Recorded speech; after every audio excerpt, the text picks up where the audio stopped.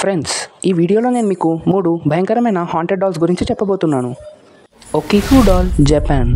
ఈ డాల్ని ఒక అబ్బాయి తన చెల్లికి గిఫ్ట్ చేశాడు. తన చెల్లికి ఈ డాల్ అంటే ఎంతో ఇష్టం, కానీ తను అనారోగ్యంతో కొద్ది రోజుల్లోనే చనిపోయింది. తన పేరెంట్స్ తనకి గుర్తుగా ఈ డాల్ని ఇంట్లోనే ఉంచుకున్నారు. కొద్ది రోజుల్లోనే తన పేరెంట్స్ ఈ డాల్కి హెయిర్ గ్రో అవ్వడం నోటీస్ చేశారు. వాళ్ళు వాటిని ట్రిమ్ చేశా కూడా మళ్ళీ గ్రో అవ్వడం చూసి వాళ్ళు ఆశ్చర్యపోయారు.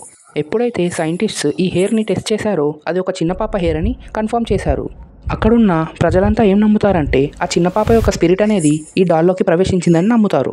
ఈ డాల్ ఇప్పుడు హొకైడోలోని మన్నెంజీ టెంపుల్లో ఉంది. రెండవది యానబెల్లా. అమెరికాలో 1970లో 2 అమ్మాయిలు ఆ బొమ్మని కొనుక్కున్నారు.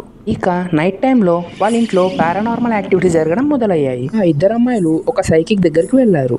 ఆ సైకిక్ చెప్పాడు ఈ బొమ్మలో ఒక చిన్న పాప యానబెల్లా ఆత్మ ఉందని. కానీ ప్రముఖ paranormal investigators ed and Warren ఏం చెప్పారంటే అది చిన్నపిల్ల కాదు, అది ఒక దయ్యం, అది చిన్నపిల్లలా నటిస్తుందని. ఆ బొమ్మ తనని ఎగతాళి చేసేవారందరికీ ప్రమాదాలను తలపెట్టేది. ఇప్పుడు ఆ బొమ్మని ఒక బాక్స్లో బంధించి వారెన్ యొక్క మ్యూజియంలో పెట్టారు. ఆ బాక్స్ పైన ఇలా రాసి ఉంటుంది, warning, positively do not open. మూడవది రాబర్ట్ ద డాల్, యుఎస్ఏలో రాబర్ట్ అనే ఒక చిన్న పిల్లాడు ఉండేవాడు. ఒకరోజు తన సర్వెంట్ ఈ బొమ్మని తనకు గిఫ్ట్ చేస్తాడు. రాబర్ట్ ఆ బొమ్మకు తన పేరే పెడతాడు.